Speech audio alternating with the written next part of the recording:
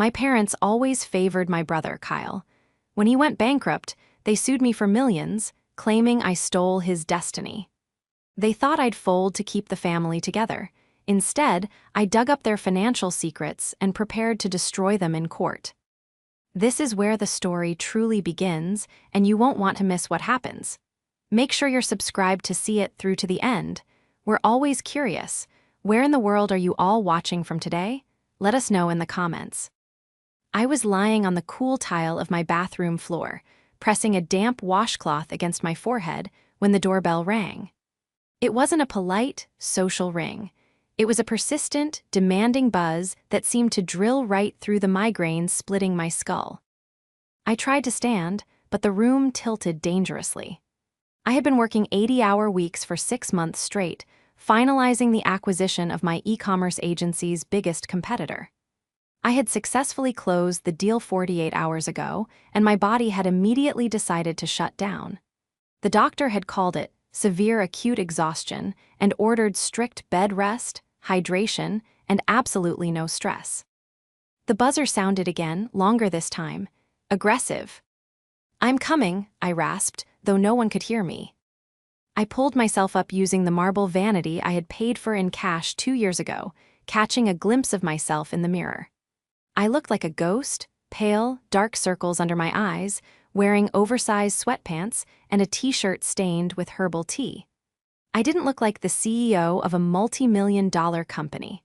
I looked like a child who wanted her mother. I made my way down the winding staircase of the Victorian restoration I called home. I loved this house. It was the first thing I bought when my business hit 7 figures. It was my sanctuary, my proof that I didn't need anyone else to survive. When I opened the heavy oak door, the blinding afternoon sun forced me to squint. A man stood on my porch. He was nondescript, wearing a generic windbreaker and holding a thick manila envelope. He looked at a clipboard, then up at me, his eyes scanning my disheveled appearance with mild judgment. "Sophia?" he asked. He didn't use a last name, just the first, checking the photo on his sheet. "Yes," my voice was barely a whisper. "Can I help you?" "You've been served," he said flatly, thrusting the heavy envelope into my chest. Before I could ask what he was talking about, before I could even grip the package properly, he turned and walked briskly down the driveway to his idling sedan. I stood there, swaying slightly, the heavy envelope feeling like a lead weight in my hands. My heart began to hammer against my ribs, a painful, erratic rhythm that made my migraine flare with blinding intensity. I closed the door and slid down against it, my legs giving out. With trembling fingers, I tore open the flap. Superior Court, Civil Division, Plaintiffs, Martha redacted and Finley redacted, Defendant, Sophia redacted. My parents. I blinked, trying to clear the fog from my vision. I assumed it was a mistake. Maybe they were suing someone else and had sent the papers to my house for safekeeping. But as I turned the page, the legal jargon transformed into a narrative of pure insanity. Complaint for damages, misappropriation of family assets, theft of intellectual property, breach of implied familial contract. I read the summary, my breath hitching in my throat. The lawsuit alleged that the business I had built from my college dorm room, the business I had coded, marketed, and bled for, was actually based on proprietary concepts developed by my brother, Kyle, during family dinners. It claimed that by launching the company without him, I had stolen the future he was explicitly promised, resulting in his recent financial insolvency. They weren't just asking for a share. They were suing me for $5 million in damages and seeking an injunction to freeze my personal assets. I dropped the papers. They scattered across the hardwood floor like dead leaves. My phone buzzed in my pocket. It was my mother, Martha. The timing was too precise to be a coincidence. She knew the server had just left. I stared at the screen, the word "Mom" flashing innocently, masking the venom behind the call. I felt a wave of nausea so strong I had to close my eyes. I had spent my entire life trying to be good enough for them, trying to prove that I was worthy of the same love they effortlessly poured into Kyle. I had bought them cars. I had paid off their mortgage. I had done everything right. And their response was to try and destroy me when I was at my weakest. I didn't answer the phone. I just sat there in the hallway of the house I had bought with my own sweat and tears, realizing that the people who were supposed to protect me from the world had just become my most dangerous predators. The betrayal was worse than the diagnosis itself. It was a terminal malignancy in the heart of my family.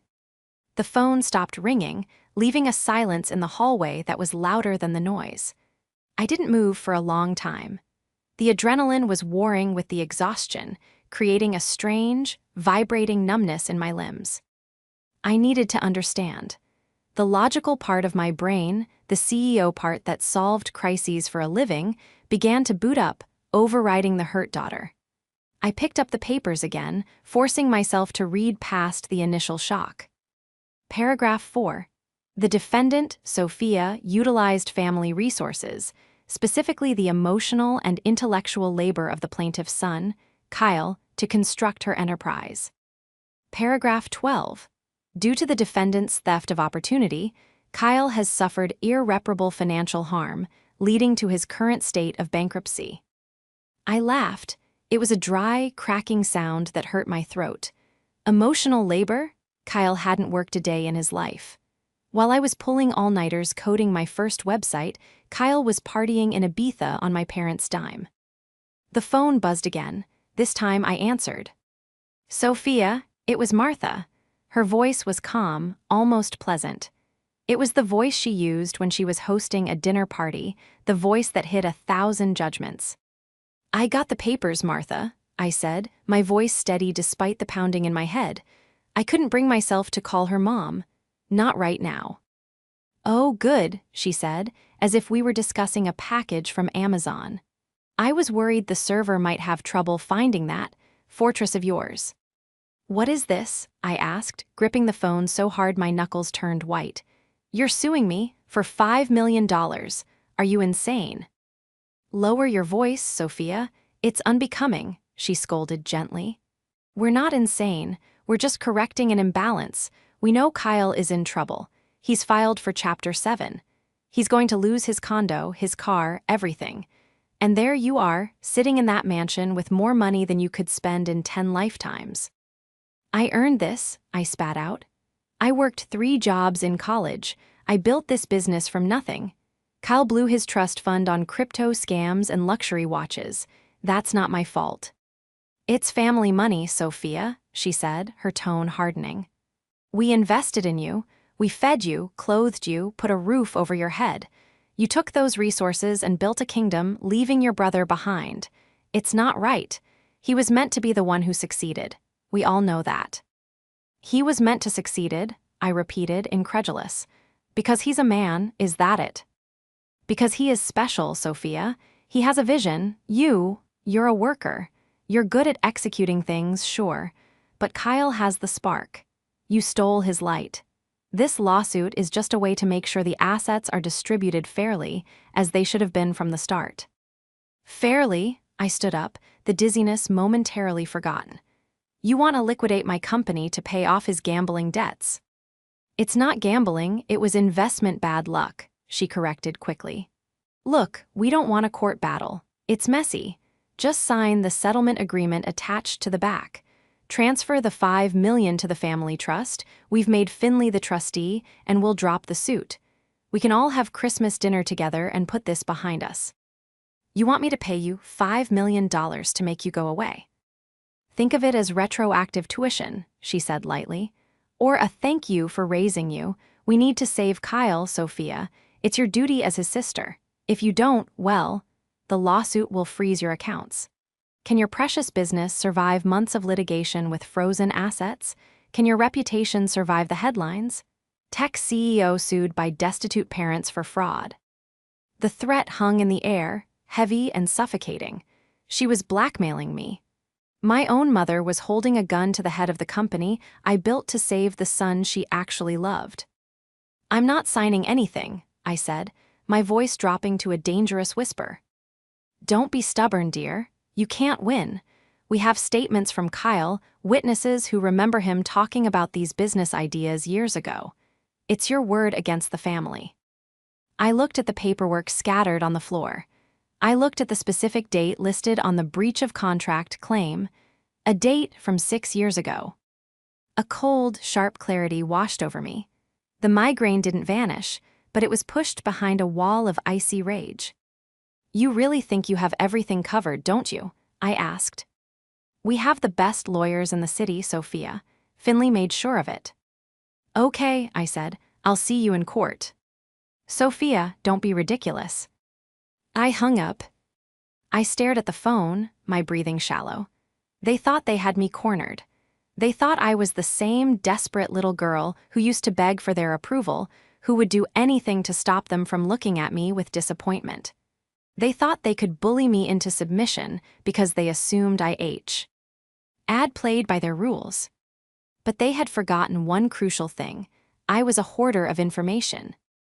I walked over to the wall safe hidden behind a painting in my study. A cliché, perhaps, but effective. I spun the dial and pulled the heavy door open. Inside were a stack of hard drives and a metal lockbox I hadn't opened since I was 18. Martha and Finley thought money was the only power that mattered.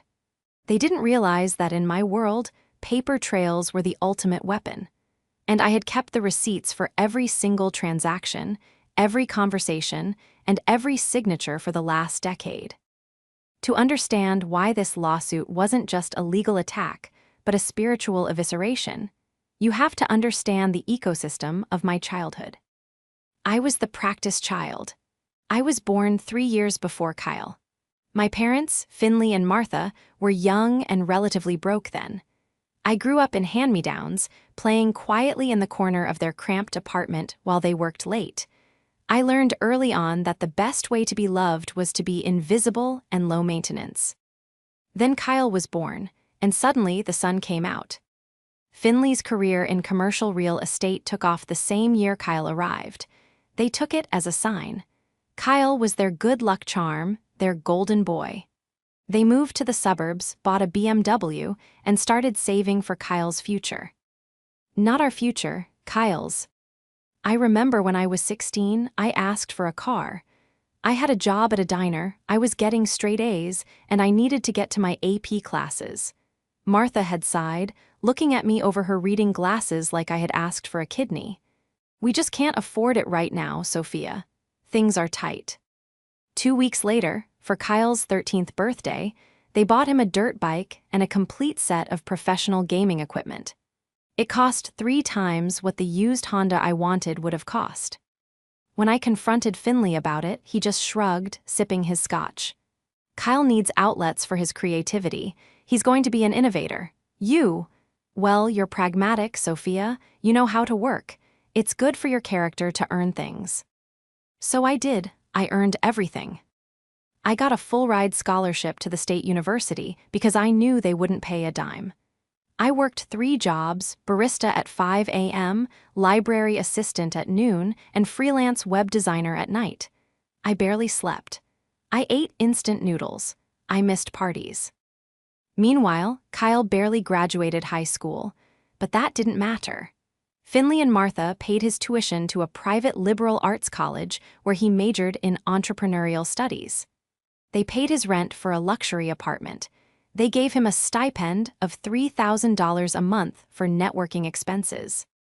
I watched from the sidelines as he burned through their money. He started a t-shirt brand that failed. He invested in a crypto coin that turned out to be a rug pull. He tried to become a lifestyle influencer, but only succeeded in influencing my parents to buy him a Range Rover so he looked the part. And through it all, Martha was the architect. Martha wasn't just a mother. She was a manager of a brand that didn't exist. She was a woman obsessed with appearances. She had been a beauty pageant runner-up in her youth and never got over the fact that she didn't take the crown. She projected all that frustrated ambition onto Kyle. She was the one who curated the lies. When Kyle flunked out of a class, Martha told the neighbors the professor was intimidated by Kyle's intellect. When Kyle got a DUI, Martha spun it as him being exhausted from his charity work. She was a master manipulator, a woman who could insult you with a compliment and stab you with a smile. She wore Chanel suits she couldn't quite afford and spoke in a soft, melodic voice that masked a core of absolute steel. She viewed me not as a daughter, but as a utility. I was the backup generator, ignored until the power went out. And now the power was out. I sat at my desk, the lockbox open in front of me. I thought about the man who must be driving this behind the scenes. It wasn't Kyle. Kyle was too lazy to draft a lawsuit this complex. And while Finley was greedy, he was also lazy. He preferred the path of least resistance. No, this was Martha. I could picture her sitting at their mahogany dining table, legal pads spread out, sipping her Chardonnay. I could hear her rationalizing it. Sophia has so much, she doesn't need all of it. She doesn't have a family to support. Kyle needs a fresh start. It's only fair. She would have found a lawyer who was just as hungry and unscrupulous as she was. She would have charmed him, played the victim, painted me as the ungrateful daughter who stole the family jewels and ran away. She had formally introduced herself into my life not as a mother, but as a plaintiff. I picked up a document from the bottom of the lockbox. The paper was yellowing slightly. It was dated from the summer before my freshman year of college. Slid. My eyes scanned the text, and a cold, hard smile touched my lips. Martha and Finley were so arrogant. They were so convinced of their own narrative that they had forgotten the explicit measures they had taken to ensure I never asked them for money. They had been so afraid I would drain their resources that they had legally severed ties with my financial future years ago. I wasn't just going to win this lawsuit, I was going to humiliate them. The document in my hands was titled, Agreement of Financial Severance and Release of Parental Liability. I sat back in my chair, the leather creaking in the silence of my study. I remembered the day I signed it. It was 2 days after my 18th birthday. Martha and Finley had sat me down at the kitchen table, the same table where they had just planned Kyle's graduation trip to Europe, and told me that if I wanted to attend university, I was on my own. But they were clever. They didn't just want to stop paying. They wanted to ensure I couldn't come back later claiming they had neglected me. They had drafted this document, likely downloaded from a legal template site, stating that I, Sophia, acknowledged that I was an independent adult, and that my parents had fulfilled all financial obligations, and that I waived any future claim to family assets, support, or estate in exchange for immediate emancipation from household rules. They had made me sign it so they could kick me out without guilt. They had wanted to protect their money from me. They never imagined that 6 years later, this piece of paper would be the ironclad shield protecting my money from them. I didn't smile. The realization didn't bring joy. It brought a cold, calculated focus. The migraine finally receded, replaced by the sharp clarity of battle. I picked up my phone and dialed. Marcus, I said when the voice on the other end answered. Marcus Vance was the kind of lawyer who scared other lawyers. He was expensive, aggressive, and specialized in corporate litigation and asset protection. I have a situation. I need you to clear your schedule for tomorrow morning. Sophia, he sounded surprised. I thought you were on bed rest. Did the acquisition deal hit a snag? The deal is fine. This is personal. My parents are suing me for $5 million. There was a pause on the line. I'm sorry, did you say your parents? Yes, they're claiming I stole my business idea from my brother. They've filed for an injunction to freeze my accounts. That's ambitious, Marcus said, his tone shifting from friendly to professional. Send me the complaint. I'll meet you at your office at 8:00 a.m. And Sophia, don't talk to them, don't text them, don't even look in their direction. I know the drill, I said. But Marcus, I need more than a defense. I need an autopsy. What do you mean? They wouldn't do this unless they were desperate. Martha cares about her reputation more than anything. Dragging this into public court exposes them too. If they're willing to risk that, it means the hole Kyle dug isn't just a divot. It's a grave. I need to know exactly how deep it is. I can put a forensic accountant on it. We can run a background check on the brother, check for liens, judgments, the works. Do it, I commanded. Turn over every rock. If Kyle bought a stick of gum in the last 5 years, I want to know about it. I spent the rest of the night not sleeping, but preparing. I pulled every email I had ever exchanged with Kyle. I went through old chat logs from 6 years ago. The lawsuit claimed Kyle had the idea for my e-commerce platform, a specific AI-driven inventory management system, during family brainstorming sessions in 2018. I searched my archives. In 2018, I found an email from Kyle titled, "Yo, need cash. Hey Soph, Mom said you're good with computers. Can you fix my laptop? I spilled beer on it. Also, can you lend me $500? I have a sure thing investment coming up. It's this app that tracks dog walking routes. Gonna be huge." I screenshotted it. I found another from 3 months later. "Soph, seriously, stop being a bitch and answer Mom. Also, do you think I should drop out and become a DJ?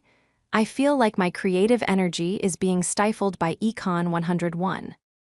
I screenshotted that too. There wasn't a single mention of inventory management, AI, or e-commerce. There was only a documented history of a man-child drifting from one delusion to another, asking his younger sister for money while insulting her. By the time the sun came up, I had a timeline of my own creation. I had Git commit logs showing my code updates at 3:00 a.m. I had server receipts in my name. I had the initial LLC filing where I was the sole signatory. I showered, dressed in my sharpest charcoal suit, the one I wore to close the acquisition, and drove to my office. I wasn't the sick daughter anymore. I was the CEO. The settlement conference was scheduled for 3 days later. My refusal to settle over the Hone had apparently agitated them, so their lawyer had requested an in-person meeting to discuss the gravity of the situation before we proceed to discovery. Translation: they wanted to intimidate me in a room. The meeting was held at their lawyer's office, a boutique firm in downtown that smelled of stale coffee and desperation. I walked in with Marcus flanking me. Martha and Finley were already there, sitting on one side of the long conference table. Kyle wasn't present. Of course not. He was too fragile for the crossfire. Martha looked impeccable. She was wearing a cream-colored suit, her hair perfectly coiffed. She looked at me with sad, doe-like eyes, playing the part of the heartbroken mother to perfection. Finley wouldn't meet my gaze. He was aggressively studying a smudge on the table. Their lawyer, a man named Mr. Sterling who wore a suit that was slightly too shiny, stood up. "Ms. Last Name, thank you for coming. We hope we can resolve this amicably." I didn't shake his hand. I sat down, placed my phone on the table face down, and folded my hands. "Let's hear it." Mr. Sterling cleared his throat. "Look, we all know court is expensive. My clients are simply asking for what is fair. Your brother, Kyle, contributed significant intellectual property to the foundation of your company. We have sworn affidavits from your parents stating that the core algorithm was discussed at the dinner table in 2018. "The dinner table," Marcus repeated, his voice dry. "You mean the table Sophia was usually excused from so she could go work her night shift?" "We have witnesses," Martha interjected softly. "Sophia, you remember. You took notes. You always took notes when Kyle spoke. We thought you were just being a supportive sister. We didn't know you were harvesting his genius." "Harvesting his genius," I repeated, tasting the absurdity of the words. "Martha, the only thing Kyle has ever successfully harvested is your bank account." "Sophia," Finley snapped, finally looking up. His face was red. "Show some respect. Your brother is going through a hard time. He's ill." "He's broke, Finley. There's a difference," I countered coolly. "He is destitute because you stole his future," Martha cried out, a single, perfect tear sliding down her cheek. "You have millions, Sophia, millions, and you won't even help your own flesh and blood. We're not asking for everything, just the 5 million. It's a drop in the bucket for you. It settles his debts, gets him back on his feet, and we sign a non-disclosure. No one has to know you stole the idea." I didn't steal anything, I said, my voice steady, and I'm not paying you a cent. Mr. Sterling leaned forward. Then we proceed to court. We will subpoena your hard drives. We will depose your employees. We will paint a picture of a ruthless, cold-hearted sister who cannibalized her family to get ahead. The press loves a story like that. The ice queen of tech. Can your stock price handle that? The room went silent. It was a direct threat. Pay up or we destroy your reputation. I looked at Marcus. He gave me a barely perceptible nod. It was time. I reached into my briefcase and pulled out a single folder. I slid it across the table toward Mr. Sterling. Before you file for discovery, I said, you might want to review the statute of limitations on familial claims. And, more importantly, you might want to read the contract my parents drafted and forced me to sign 6 years ago. Mr. Sterling opened the folder. He read the title. His eyebrows twitched. Martha frowned. What is that? That, I said, looking directly into her eyes, is the agreement of financial severance you made me sign before you kicked me out. Do you remember? Paragraph 4, Clause B. The undersigned parties agree that all future financial endeavors, assets, and liabilities are the sole responsibility of the individual, and no familial claim to income or property shall exist hereafter. Martha's face went pale. That was just for financial aid. It wasn't meant for this. It's a notarized legal contract, Martha, I said. You wanted to ensure I never came back asking for money. In doing so, you legally waived your right to ever ask me for money. You also waived any claim to family intellectual property because you declared me a distinct, severed financial entity. Mr. Sterling was reading the document rapidly, sweat beading on his forehead. He leaned over and whispered something frantically to Finley. Finley's face turned a shade of purple I hadn't seen since I crashed his car when I was 16. You ungrateful little. I'd be careful, Finley, Marcus warned, his voice like a whip crack. This is a trick, Martha hissed, her mask slipping. The sweet mother was gone, the vindictive manager was back. You manipulated us, you were planning this. I was 18. I slammed my hand on the table, the sound echoing like a gunshot. I was a child you were throwing away. You wrote the contract. You made me sign it because you wanted to buy a boat instead of paying for my dorm room. You didn't invest in me. You bet against me. And now that I've won, you want to cash in a ticket you tore up 6 years ago. We need that money, Finley blurted out. The anger drained out of him, replaced by a terrifying, raw panic. You don't understand. The creditors. They aren't the bank, Sophia. The room went dead silent. Martha kicked him under the table hard. Finley, shut up. I looked from Finley to Martha. The panic in his eyes was real. This wasn't just about Kyle's credit card debt. The creditors aren't the bank, I asked slowly. Who does Kyle owe money to? It doesn't matter, Mr. Sterling interrupted, closing the folder. This document, it presents a hurdle, but it's not insurmountable. We can argue it was signed under duress or that it's unconscionable. You can try, Marcus said, standing up. But we'll countersue for abuse of process and filing a frivolous claim, and we will seek legal fees. And Sophia will testify about the creditors you just mentioned. We're done here, I said, standing up. I looked down at my parents. They looked small. Withdraw the lawsuit by noon tomorrow, or I release this contract to the press myself. I think the headline, Parents Sue Successful Daughter After Disowning Her for Being Poor, will track pretty well. We walked out.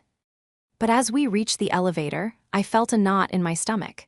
Finley's slip-up haunted me. The creditors aren't the bank.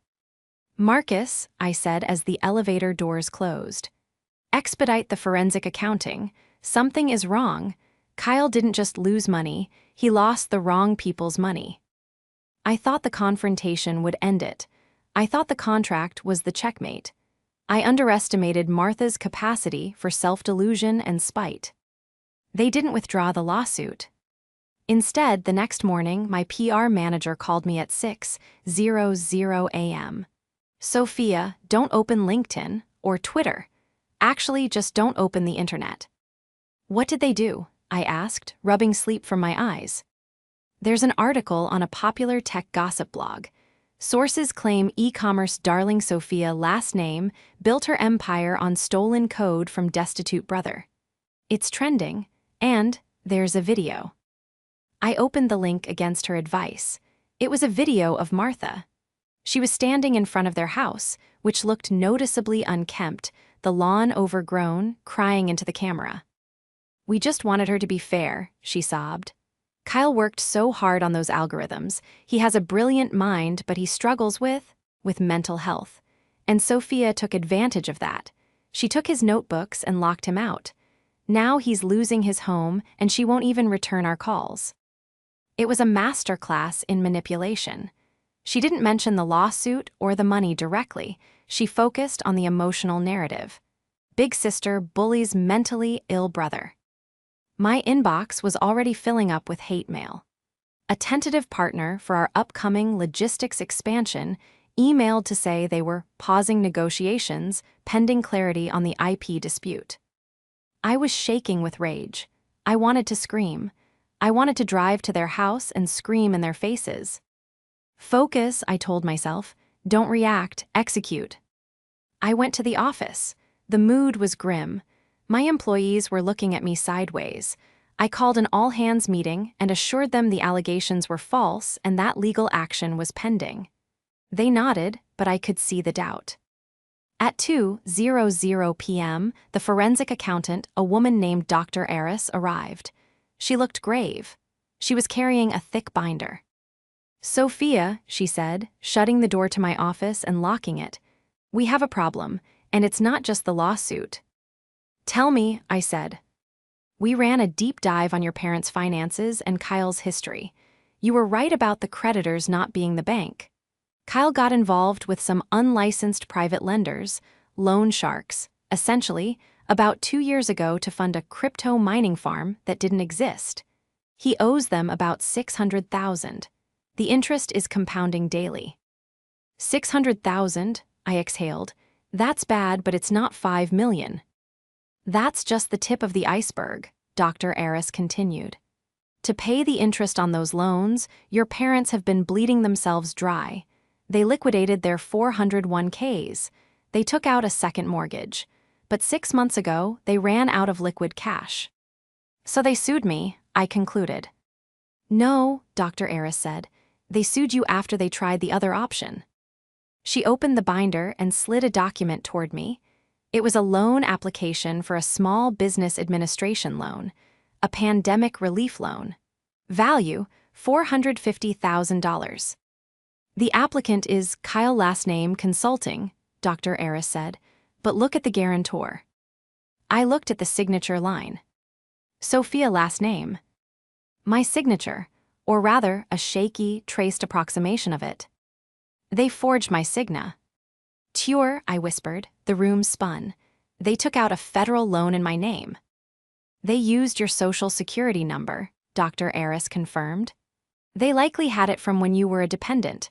They listed you as a 50% partner to leverage your credit score, which is excellent, versus Kyle's, which is non-existent. The loan was approved. The money was deposited into a joint account that Kyle controlled. It's gone, and the loan is now in default." I felt like I had been punched in the gut. This wasn't just a civil dispute anymore.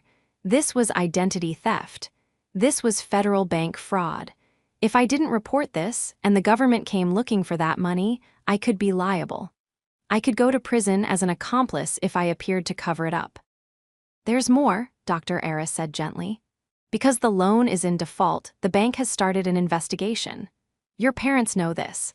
They aren't suing you just for the cash, Sophia. They are suing you to create a legal paper trail that establishes a partnership existed. If they win, or if you settle and admit to sharing assets, it validates the fraudulent loan application retroactively. They are trying to frame you for the loan they stole." I stared at the paper. The betrayal was total.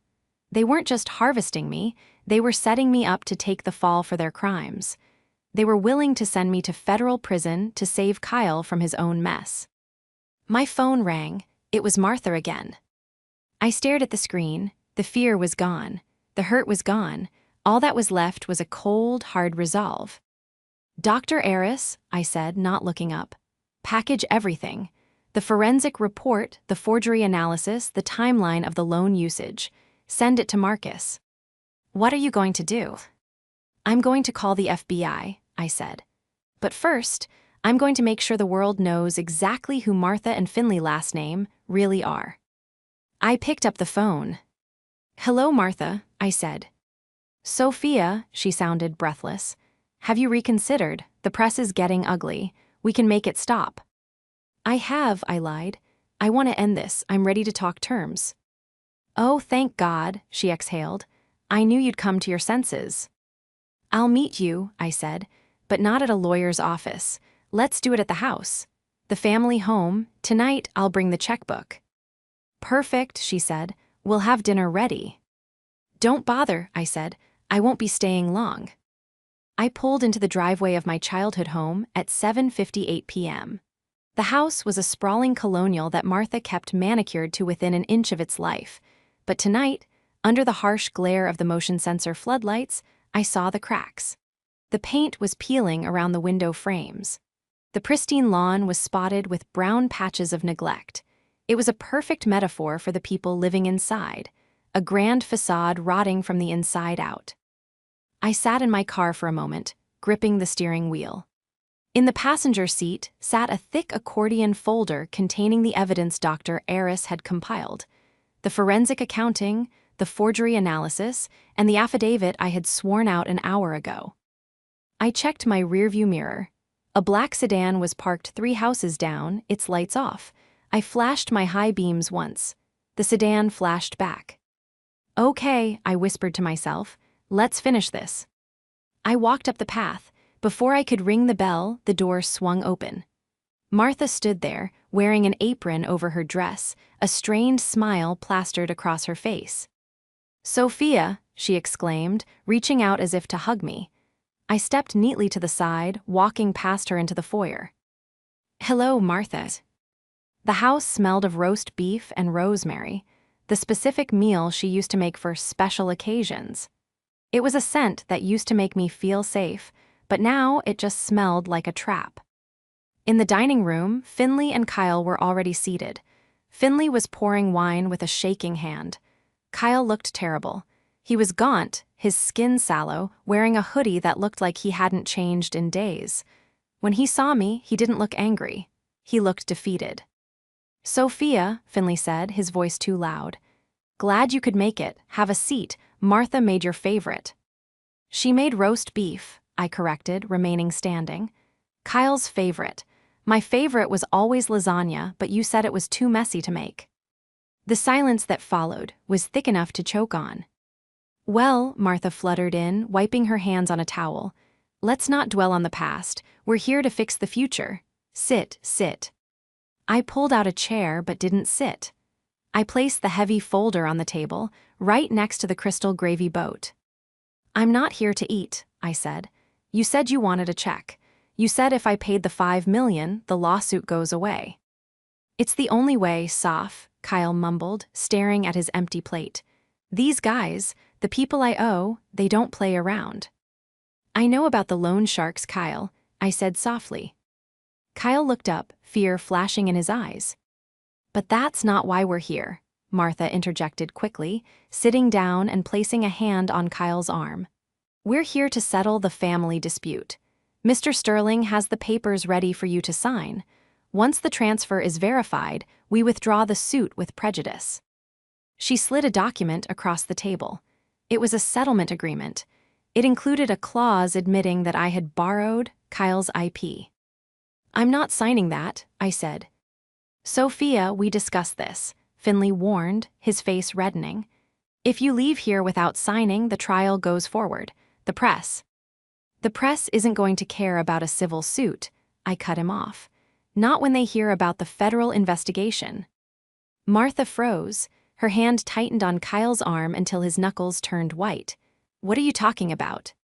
I opened the folder. I took out the SBA loan application. I held it up. "April 2020, I read. Application for the Paycheck Protection Program and Economic Injury Disaster Loan. Applicant, Kyle last name, consulting. Co-guarantor, Sophia last name. Kyle frowned, looking confused. I didn't apply for that with you. Mom said she handled the financing. Mom handled it, all right, I said, looking directly at Martha. She used my social security number. She forged my signature. She took out $450,000 in my name, funneling it through a joint account she opened using my old high school ID. That's a lie, Martha hissed. Her voice had dropped an octave. The sweet mother was gone. You agreed to help your brother. You signed those papers. I have a handwriting expert who says otherwise, I countered. And I have your IP address logged on the application submission. And I have the bank records showing the money wasn't used for a business. It was used to pay off the mortgage arrears on this house. It was used to buy Finley a new lease on his Mercedes. And it was used to pay the interest, just the interest, on Kyle's gambling debts. Gambling? Kyle's head snapped up. You said you were investing it in the market. Shut up, Kyle, Finley roared, slamming his fist on the table. No, let him speak, I said, my voice rising. Kyle, they didn't just steal from me, they set you up. Look at the default terms. I tossed the page at him. If the loan isn't repaid, the primary applicant is liable for criminal prosecution for fraud. I'm just the guarantor, I'd just lose money. You'd go to prison. Kyle picked up the paper, his hands trembling. He read the lines I had highlighted. He looked at his mother. Mom, you told me this was a grant. You said we didn't have to pay it back. It was supposed to be forgiven, Martha shrieked, standing up. It would have been forgiven if the government hadn't changed the rules. We did it for you, Kyle. Everything was for you. You made me a felon? Kyle's voice cracked. He sounded like a child. You forged Sophia's name and made me the face of a $500,000 fraud. We had to, Martha cried, tears streaming down her face, but they were tears of rage, not sorrow. Sophia wasn't helping. She had all that money, sitting there hoarding it while we drowned. It was our money, we made her. We were entitled to it. So you sued me, I said, stepping closer to the table. Not because you thought you could win, but because you needed a legal judgment to validate the partnership, so the bank wouldn't look too closely at the fraud. You were going to use the settlement money to pay off the loan before the FBI knocked on the door. Martha glared at me with pure, unadulterated hatred. You selfish, ungrateful little bitch. You have destroyed this family. No, Martha, I said, feeling a strange sense of calm wash over me. I just turned on the lights. You have no proof, Finley sputtered, standing up to join his wife. It's your word against ours. We'll say you authorized it verbally. You can tell that to Special Agent Miller, I said. I turned and walked to the front door. I opened it wide. The black sedan was already in the driveway. 2 agents in FBI windbreakers were walking up the steps. Behind them, a local police cruiser was pulling in, lights flashing silently. Martha and Finley last name, the lead agent announced, stepping into the foyer. I have a warrant for your arrest on charges of bank fraud, aggravated identity theft, and conspiracy to commit wire fraud. Martha screamed. It was a primal, animalistic sound.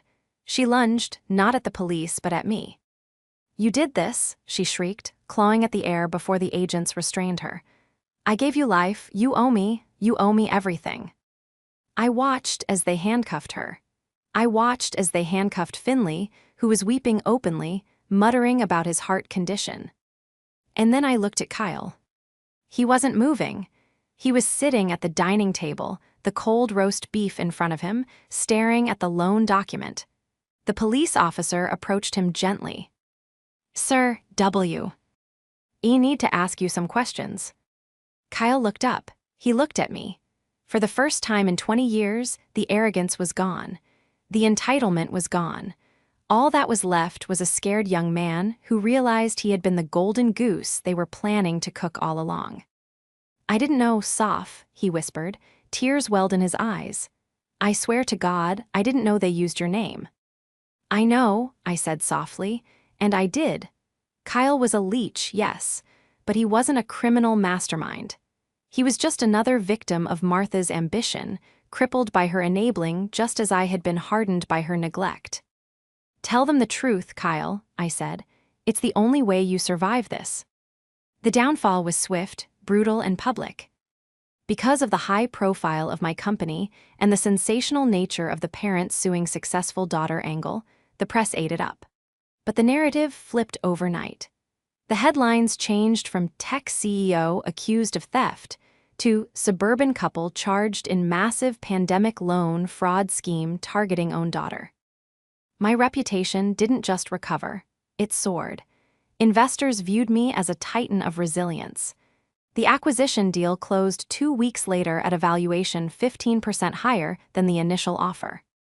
Martha and Finley were denied bail. The flight risk was considered too high, given Finley's offshore accounts, which Dr. Aris had also found, containing a pitiful few $1,000s he had tried to hide. The trial was short. Faced with the overwhelming evidence, the IP traces, the handwriting analysis, and the testimony of the forensic accountant, their defense attorney advised them to take a plea deal. They pleaded guilty to 2 counts of bank fraud and 1 count of aggravated identity theft. Martha was sentenced to 6 years in federal prison. Finley got 4. They lost the house, the cars, and every penny of retirement savings they had left to restitution. And then there was Kyle. I sat on a bench in the hallway of the federal courthouse, waiting. The doors opened and Kyle walked out. He wasn't in handcuffs, because he had cooperated fully, testifying against our parents and proving he had no knowledge of the forgery. He had avoided prison time. He was sentenced to probation and mandated financial literacy courses, plus community service. He saw me and stopped. He looked older. He was wearing a cheap suit, ill-fitting and wrinkled. He looked like what he was, a man starting from zero at 27. He walked over, stopping a few feet away. He didn't ask for money. He didn't ask for a ride. "They're gone," he said. His voice was hollow. For a while, I agreed. "I'm sorry," he said. He looked down at his shoes. "I know that doesn't fix it. I know I was awful to you. I thought I was better than you because they told me I was. I believed the hype." "I know," I said. "I have a job," he said, a hint of pride breaking through the shame. "It's at a warehouse, stocking shelves, minimum wage. I live in a studio apartment above a garage. It's really hard, Sophia." "It is," I said, "but it's yours, you're earning it." He looked up at me, searching my face for something. Maybe forgiveness, maybe a check, maybe a return to the way things were. "Can we," he started then stopped. "Can I call you sometime?" I looked at him. I felt a pang of sadness for the brother I never really had, for the family that could have been if our parents hadn't been monsters. But I also felt the weight of the scars they had left. "Not yet," I said honestly. "Maybe one day, but right now, you need to figure out who Kyle is when he's not the golden child. And I need to figure out who I am when I'm not fighting for my life." He nodded, swallowing hard. "Fair enough." "Good luck, Kyle," I said. "You too, Soph." He turned and walked away, down the long marble corridor, out into the bright sunlight of a world where he was finally, terrifyingly, free. I walked out the other set of doors. Marcus was waiting for me by my car. "It's done?" he asked. "It's done," I said. I got into my car and drove. I didn't go back to the office. I didn't go back to the big Victorian house. I drove to the coast, parking on a bluff overlooking the ocean. I sat there for a long time, watching the waves crash against the rocks. I took out my phone. I had a voicemail from Martha, sent from the prison phone just before her processing was complete. I didn't listen to it. I pressed delete. Then I opened my banking app. I transferred the legal fees to Marcus. I looked at the balance that remained, the millions I had made, the empire I had built. For years, every dollar had been a shield, a way to prove I was safe. But sitting there, with the salt air filling my lungs, I realized I didn't need the money to feel safe anymore. I had faced the people who made me feel small, and I had watched them shrink. I was 24 years old. I had no parents, no brother, and a business to run. I was alone. But for the RSD time in my life, I wasn't lonely. I was just free.